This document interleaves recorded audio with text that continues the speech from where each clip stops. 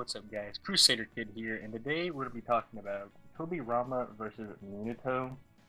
Now, me and a couple of my friends were, during PE were arguing about who would win, Minato versus Tobirama, and they didn't agree with me, so I'm just going to here and make a video for anybody else who is wondering who would win and give my opinion on the matter. Now, I think the toughest part about arguing if Tobirama wins or loses over the simple fact that he's the most overrated and underrated character, I think, of all in Naruto.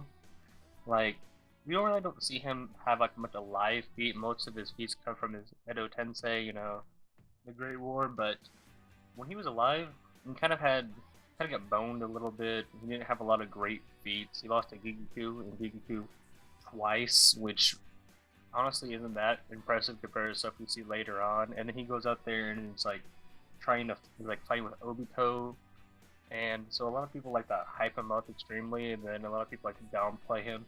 But to give you my personal honesty, I mean, he lost to Gigaku and Gigaku twice, and that kind of makes it void for being a plot hole, in my opinion, because it happened twice. So that's very serious to take into consideration. And also, whenever he was fighting his Edo Tensei, he took a lot of hits that honestly would have killed him if he was alive, but since he was at Tensei, he could just revive. We're going to talk about that more later. We're just talking about his history first before we get into their actual feats and abilities. Tobirama, brother of Hashirama, he was a very good inventor of jutsus. He invented a lot of great jutsus that we use today, like the Shadow Clones and the Flying. Well, I mean, if you're your Minato, the Flying Thunder God. He also uses a lot of water style jutsus. He's one of the best water stylist. I mean, even though he hasn't really shown that much water feats, he's stated to be the best water stylist. So, I mean, for this battle, we'll consider, yeah, he's the best water stylist. Like, nobody can compare to his water style jutsus. Even though I think Kisame has better feats, we're just gonna go with the fact that, he's the best water stylist. Now we're going to talk about just a few of his jutsus. He has a bunch of water jutsus like the Water Dragon, the Water Fane Bullet, Water Wall Formation. But he also knows, his Shadow Clones, his Flying Thunder Gods. And he also uses swords. He also has his Lightning Sword that you see in Part 1 Naruto. He has a regular sword. He also has explosive tags, paper bombs, whatever you like to call them. He's used that a lot. That also reminds me of another jutsu. Is multiple multiplying explosive tags. Every paper bomb split, they multiply and they just keep detonating. Very destructive jutsu. But now we're talking a little bit about Minato. He's the 4th Hokage, and he's very impressive. Even when he was a child, he was extremely impressive. I mean, he became, I think, a Jonin at the age of 11, and he passed the Chunin's the written test. He got all the answers right without cheating once, which is something that I think besides Itachi, no one else have been really able even to do that. So he's very intelligent. I mean, Tobirama, don't get me wrong, is very intelligent. He created a bunch of jutsus, but Minato's pretty far up there too. I would have to say that. I mean, some of his jutsus, he does the Shadow Clones. He knows multiple variations of the Flying Thunder God. Combo level, Flying Raijin 2. Very versatile with that. He knows the Demon Death Seal. He knows a bunch of countless of sealing jutsus. He's a master of sealing.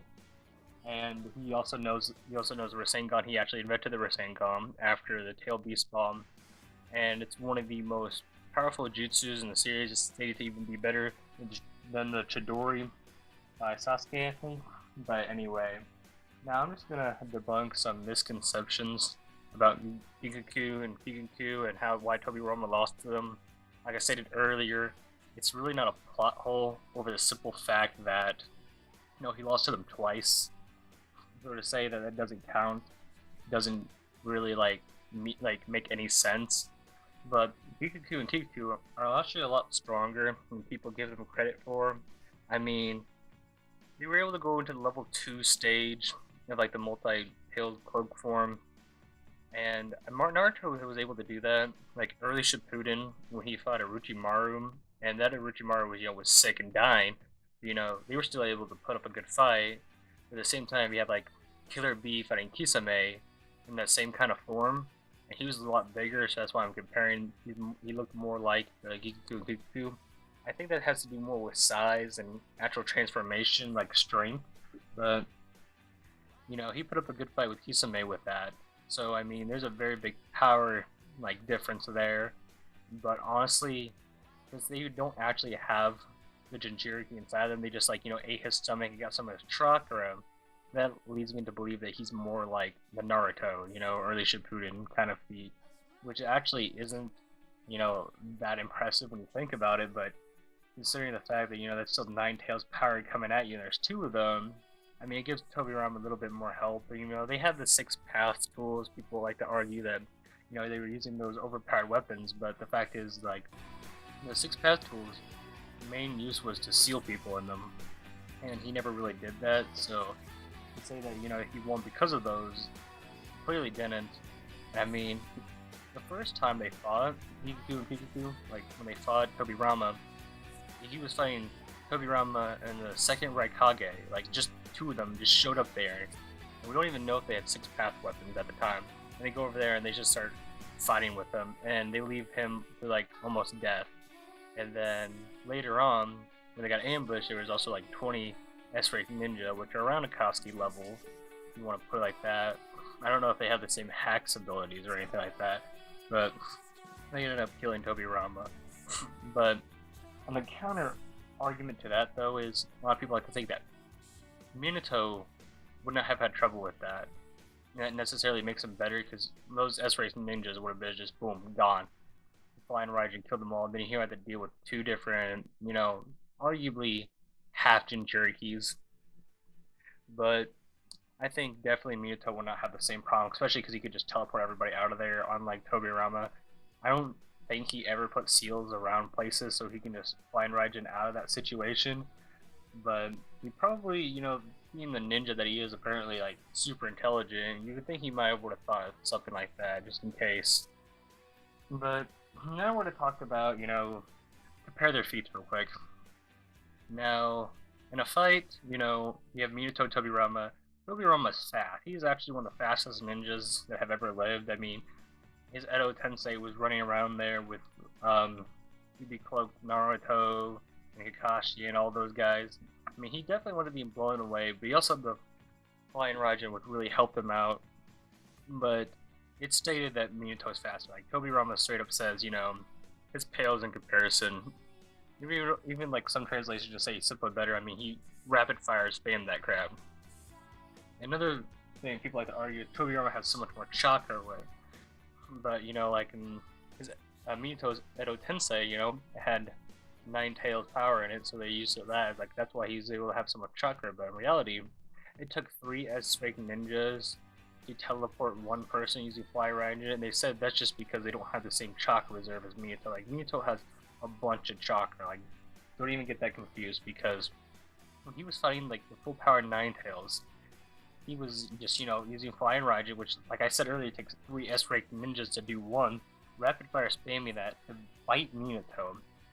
And then, not only after that, when he was struggling with the Nine Tails, he ended up getting stabbed through, like, the chest. So he has a giant hole in his chest. And then he uses the 8 trigram seal on Naruto, and then does the Demon Reaper seal jutsu, and puts half the Nine Tails in Naruto and half of it into himself. And then the rest of his wife's and his chakra into Naruto, doing that with a giant hole through his chest. Which is a very impressive, durable feat, if you think about that. But, so, I mean, chakra-wise, I mean, I wouldn't say that one has necessarily more than the other, but as far as a fight goes down, it's basically limitless for stamina and chakra for both of them. Minato is definitely faster, better flying Raijin. It's stated that he's the fastest shinobi ever. Now, this was also stated about Tobirama when he was alive, but when Minato was around, people were kind of knew how fast he was. I don't think there was anybody exactly alive. I mean, there was characters that were alive back then, but to really compare them and talk about, but definitely Minato was the fastest in history. He's also the youngest Hokage. I mean, he had youth on his side there. I mean, he's simply faster. It'd be ignorant to say that Tobirama was faster. So definitely give Minato the speed advantage. But intelligence-wise, I think Tobirama's slightly more intelligent. He created a bunch of really powerful jutsus, and when there really was none. I mean, Minato created the Rasengan, I mean, which is really impressive, but he only created like one jutsu compared to all of Tobirama's. But I mean, he became a Jonin at like age 11. He passed like the tuning exam, written tests without cheating. He's fairly intelligent. He knows countless ceiling jutsus. I mean, I wouldn't say he's exactly as smart, but I mean, he's definitely up there. Just say that just Tobirama's gonna outsmart him is not a valid argument. And then another thing I want to talk about is durability. To be honest with you, Edo Tensei, Tobirama definitely is more durable than a live Minato. As far as a live Tobirama, there's really you can't even really argue that. I mean, he had a hole through his chest, and he was able to seal half the Nine Tails into himself in Naruto. After he's already, been fighting, he thought Tobirama was fighting the Nine Tails. So I have to give Minato actually say he's more tough and more durable. Now I know a lot of people like to argue, just Tobirama's so strong, he's so powerful. I mean, he's just so much more tougher than Minato. But I mean, if you look at really what feats he has, he lost to Gikuku and Kikuku twice. I mean, that's his only like really alive feats you have to go off of. Oh yeah, he fought Izone. I just want to talk about that real quick. I mean, in that fight, he's fighting like an almost blind Mangekyo Sharingan version, which really isn't the same at all. Because people like to compare like Izune to Madara. They say they were like comparable, they're equals or whatever. Even if that's so true, that's still not Eternal Mangekyo Sharingan Madara or Renegon. That was a halfway blinded regular Mangekyo Sharingan Madara. Very impressive feat, but if you think about Sasuke, when he was going blind from his Mangekyo Sharingan, he was nowhere near his EMS form, or his like One-Eye Rasengan version. It's just not even comparable. But I mean, still an impressive feat. I also want to talk about the use of his sword. Tobirama killed him, or no, left him mortally wounded with the sword. And Izone was also using a sword. Everybody there in that battle was using swords. And that brings up another point, that Minato can simply just stab Tobirama. Like, he doesn't need a powerful, like a Rasen Shuriken to beat him. He just literally needs to just blitz him and slit his throat. I mean, that's all he really needs to do. He doesn't even really need a Rasengan, because blades do work in Naruto. Like, Sasuke uses a sword for crying out loud because it works. It's not like he just runs into people, unless there's like, some people have like special armors or cloaks on them that help him. Tobirama doesn't have that. Blades will affect him very much. And now I want to kind of talk about, who would like win the fight. Definitely Minato. If you haven't guessed now, by the way I've been talking, just looking at their feats, Minato definitely has the upper hand. Now, Tobirama may have some powerful jutsus, but if you look at it, Minato flying Raijin, the full power Nine Tails Biju Bomb off in the distance, and he doesn't even look like he was straining himself. It was kind of casually, and I don't think there's just anything Tobirama can even throw at him. I mean, it's really nothing much he can do, actually, if you think about it. Tobirama just hasn't shown anything that can compare to Minato in combat, especially when it comes down to, his feats. His feats just alone. Like, he tagged Obito using Kasumi, and I mean, no one else has been able to do that in the show, except like when they had Kakashi using his version too. So I mean, I don't really think you have any valid arguments for Tobirama. Well, that's all for today, guys, and I hope I see you all in the next video.